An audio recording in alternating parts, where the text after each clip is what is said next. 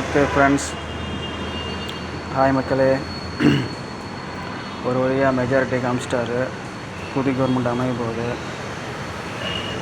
தீய சக்தி ஆதரவோட, தீய சக்தி ஓட்டு போட்ட ஆதரவோட, தீய சக்தியோட ஆட்சி அமைய போகுது.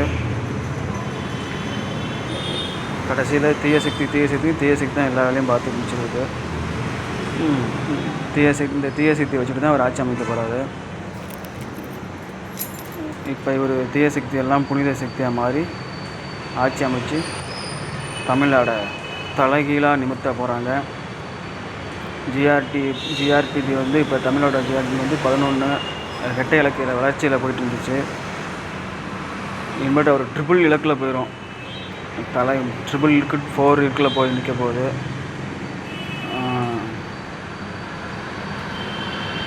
பார்க்கலாம் நாளைக்கு என்ன பண்ண போகிறாங்களோ.